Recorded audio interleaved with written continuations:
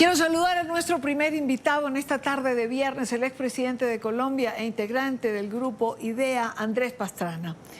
Gracias por atendernos, gracias por estar aquí. Idania, muy buenas tardes y gracias por tenernos de nuevo. Gracias a usted, gracias a usted. ¿Respetará el régimen, presidente Pastrana, los resultados del Consejo Nacional Electoral? ¿O acaso anuncia Rodríguez que lo va a respetar porque pretenderán cambiarlos? A ver, yo creo que aquí hay que hacer un análisis, Idania, a ver cuál es el resultado del Consejo Nacional Electoral. Hagamos un escenario. ¿Qué pasa si mañana el Consejo Nacional Electoral dice las elecciones del próximo 28 no son legítimas porque las elecciones en Venezuela se celebran siempre en el mes de diciembre, por lo tanto vamos a aplazarlas al mes de diciembre? ¿Y por qué digo esto? A ver, estamos hablando de unas elecciones que todos sabemos que no son libres y no son democráticas. Unas elecciones en el Consejo Nacional Electoral es del gobierno. El que escruta, que elige, es del gobierno. El candidato mayoritario que ganó la primaria, María Corina Machado, no se le permite ser candidata presidencial. Entonces, yo lo que creo es que hoy la comunidad internacional se está haciendo la pregunta por todo lo que viene sucediendo en Venezuela, si efectivamente va a haber elecciones o no va a haber elecciones el 28. Lo que es clarísimo es que el resultado electoral del 28, si se celebran esas elecciones, es manejado por un consejo electoral clarísimamente del gobierno y que van a manipular, como siempre han hecho, los datos a través de Smartmatic, que es la misma que está contando los votos, que ha hecho el fraude en tantos países, y que aquí hoy hay un escenario distinto, Idania. Hoy hay una candidata que no se le permitió ser candidata, que es la líder de la oposición, con un candidato, con Edmundo González. Hoy lo que yo he dicho, Idania, es que la campaña ya se ganó. Ya María Corina y Edmundo ganaron la campaña. Lo que falta ganar son las elecciones.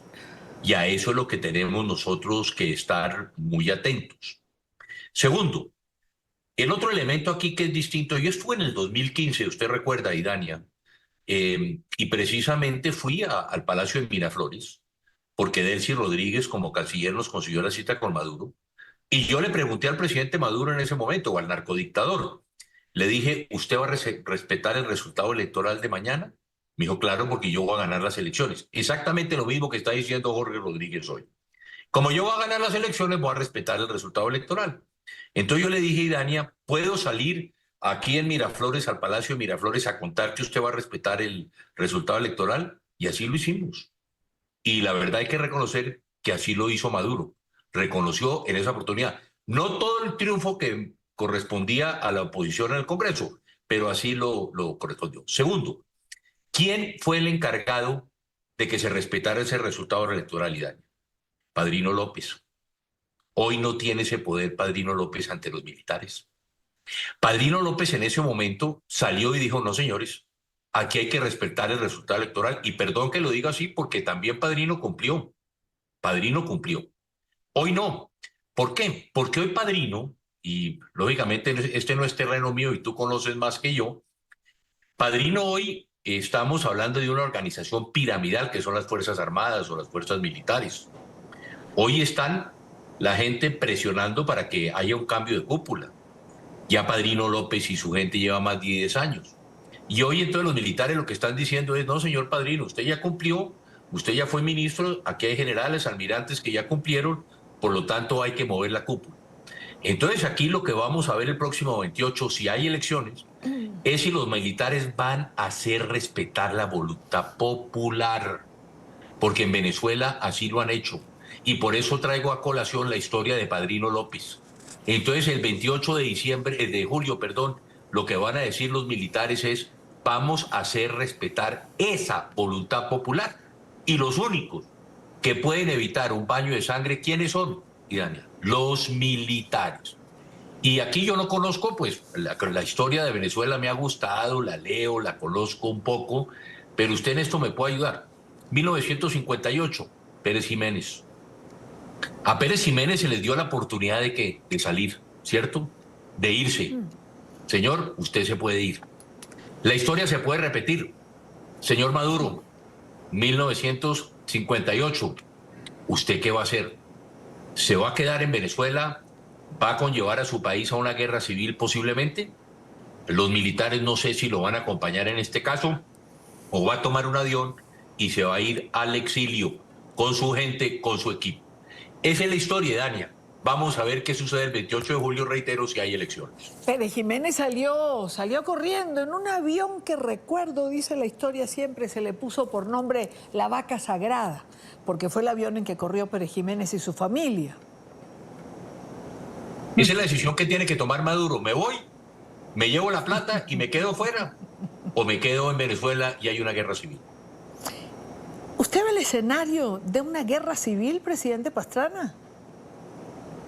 A ver, los venezolanos en esta oportunidad no se van a dejar quitar las elecciones.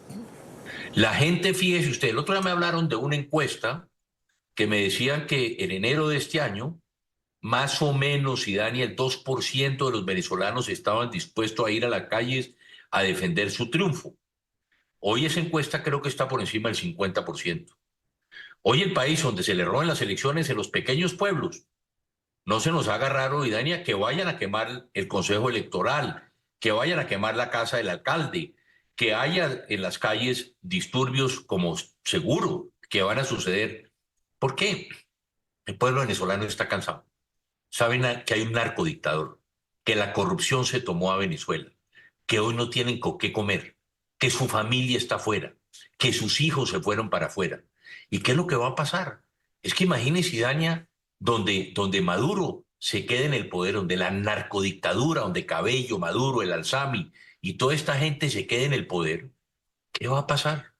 En Colombia ya no vamos a tener 3 millones de desplazados, vamos a tener 5 millones de desplazados. La gente se va a salir de Venezuela. Mire ya lo que está pasando con Panamá y Dania, que la gente a veces no analiza y no mira. El presidente cerró, precisamente el presidente de Panamá cerró Molinos la frontera. ¿Y esto qué va a conllevar? Que la gente que supuestamente iba caminando hacia los Estados Unidos, hacia México, pues lógicamente se va a quedar en Colombia. ¿Y qué pasa? Como aquí en Colombia tenemos no un presidente, sino el canciller del narcodictador Maduro, no ha medido las consecuencias que pueden de pasar de que se nos queden 5 o que lleguemos a 5 millones de venezolanos aquí en los próximos años. Entonces, como yo siempre he dicho, Dani, la democracia de Colombia pasa por la democracia de Venezuela. Y eso lo tenemos que tener en mente. Importante hacer esa diferencia, ¿no? Le pregunté, porque cuando usted refiere o refirió guerra civil, importante hacer la diferencia que sería, digamos, una manifestación distinta a la que anuncia Maduro, que anuncia un baño de sangre y una guerra civil en caso de que pierdan las elecciones. Usted habla de manifestaciones por razones contrarias. No, es porque el pueblo sale, por eso daba yo las encuestas, porque el pueblo va a salir a defender su resultado. Y por eso yo digo, Idania, los militares van a hacer respetar la voluntad popular. Vamos a ver. Ya lo hizo Padrino López una vez, y en eso vuelvo y reitero, hay que reconocérselo. Estos militares que están hoy van a hacer respetar la voluntad popular. Yo creo que sí, Dani, y yo creo que van a hacer respetar la voluntad popular, porque Padrino López no tiene hoy precisamente ese liderazgo sobre las fuerzas militares. Hay una gente nueva que quiere que cambie Venezuela. Y ese cambio lo van a hacer respetar los venezolanos, no porque Maduro diga que le robó las elecciones, porque las elecciones se las va a robar es él. ¿Ok? Uno cuando tiene 12%, 14% en las encuestas, ¿de dónde va a ganar? Pues el único aliado que tiene Maduro para ganar las elecciones, ¿cuál es, Dania? Es Marmatic, que es el que siempre ha tenido y con el cual se ha robado las elecciones. Presidente Pastrana, por otra parte, organismos internacionales como la CIDH, por ejemplo, están pidiendo una investigación en relación con lo ocurrido ayer con María Corina Machado, que no exista impunidad, lo consideran esto importante. También el grupo de expresidentes al que usted pertenece también publicó un comunicado. Y ayer yo le preguntaba a María Corina si ella creía que se podría repetir una circunstancia como esta y me decía que esperaba que no, porque era una línea roja que se había cruzado, pero bueno, que había que rezar. A ver, yo creo que, y fíjate que eso lo firmamos ayer precisamente en el grupo IDEA, 30 expresidentes de América Latina y las Américas y España, en IDEA, en que el alto comisionado de los derechos humanos de las Naciones Unidas, yo creo que por primera vez, Idania, de verdad, comenzamos a ver también a las Naciones Unidas ya entrando de lleno, pidiendo que se revisara precisamente cómo se están persiguiendo a quienes están ayudando a María Corina, quienes están en, pues es que es increíble, es decir, la psicosis que tiene Maduro hoy de perseguir a que en vez de una arepa, ¿cierto? O a quien parquea un carro, eso ya es la psicosis del perdedor, es decir, clarísimamente el narcodictador sabe cuál es su futuro y por eso precisamente van a hacer hasta lo imposible por quedarse en el gobierno. Y lo que es increíble es que todos expresen esto. Y aquí lo que tenemos que ver ahora es el temor que tiene que tener Maduro hoy en día de que se pueda presentar, como creemos que se va a presentar en los Estados Unidos, un cambio de presidente y que va a ser totalmente distinto. Entonces yo creo que Maduro están pensando y sus secuaces hoy en este momento están pensando en la narcodictadura, qué va a pasar. Entonces yo creo que van a comenzar por Naciones Unidas. Yo no creo que en este momento la Corte Interamericana, ojalá actúe y prontamente, se investiguen todos estos casos de persecución. Y Dania, fíjese, la izquierda en su narrativa habla del lawfare, ¿cierto? Y resulta que No los sé. únicos que aplican el lawfare en América Latina es la izquierda contra la centro derecha. Mire lo que le está pasando a María Corina en Venezuela. Mire lo que Petro viene haciendo contra mí en Colombia. Simplemente por opinar, exactamente igual que María Corina, por opinar, estoy demandado penalmente y civilmente. Y esa es la narrativa que ellos están. Todo es la centro o la centro derecha. Pero aquí clarísimamente es ellos aplicando el lawfare precisamente contra la oposición porque saben que van a perder el poder. Entonces aquí tenemos que ver cómo va a actuar Colombia. Colombia ya sabemos cómo va a actuar. Clarísimamente Petro, todos sabemos que es el canciller del narcodictador Nicolás Maduro. Maduro le da cobijo precisamente a toda esta narcoguerrilla en Venezuela. Ojo, ojo, Dania, que Maduro no vaya a mover a esta narcoguerrilla a hacer atentados terroristas en Venezuela antes de las elecciones. Entonces, con Colombia no se cuenta para este caso. Y el otro es Brasil. Aquí es donde Lula va a tener que definir. Porque bien o mal, Lula fue elegido democráticamente. Gústenos o no nos gusten las elecciones. ¿Va a hacer respetar el resultado electoral? ¿Sí o no? Bueno, debería, presidente, porque Brasil al final tiene, digamos, es uno de los países que más impacto tiene con la ola migratoria que pudiese venir después. En el caso de que Maduro se atornille en el poder. Y eso no deja de ser importante. Brasil, igual que Colombia, tiene, digamos, esta consecuencia. Sí, Brasil. Brasil tiene que estar muy atento, porque Brasil también va a sufrir, como usted dice, va a sufrir la migración. Y es donde vamos a ver quiénes son los demócratas en la región. Si este foro de Sao Paulo, el Grupo de Puebla, tanto que pregonan que la democracia, que el cambio, ¿hay respeto a la democracia o no hay respeto a la democracia? Y esto, diría yo que el caso venezolano va a ser el más importante para medir cómo y de qué forma va a reaccionar el Foro de Sao Paulo y el Grupo de Puebla. No solamente los presidentes, Idania, los expresidentes y los líderes del Foro de Sao Paulo y del Grupo de Puebla también saber cómo y de qué forma van a reaccionar. O se va a respetar la democracia o no se va a respetar la democracia. ¿Se va a respetar las dictaduras del siglo XXI o se va a respetar la democracia en la región?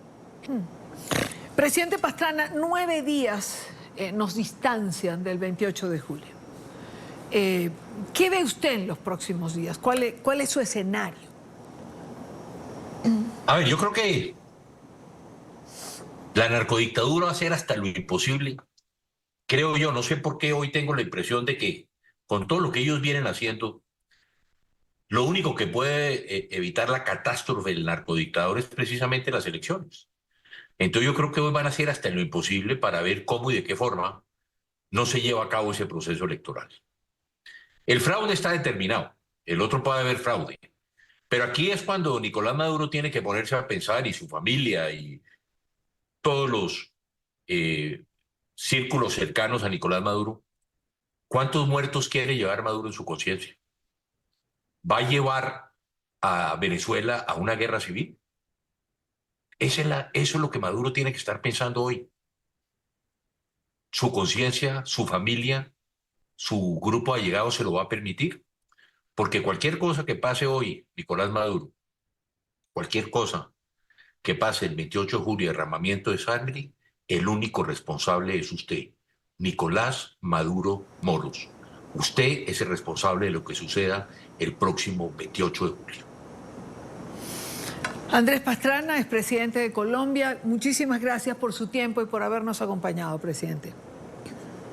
Y Dania, muchas gracias a ti y estamos hablando.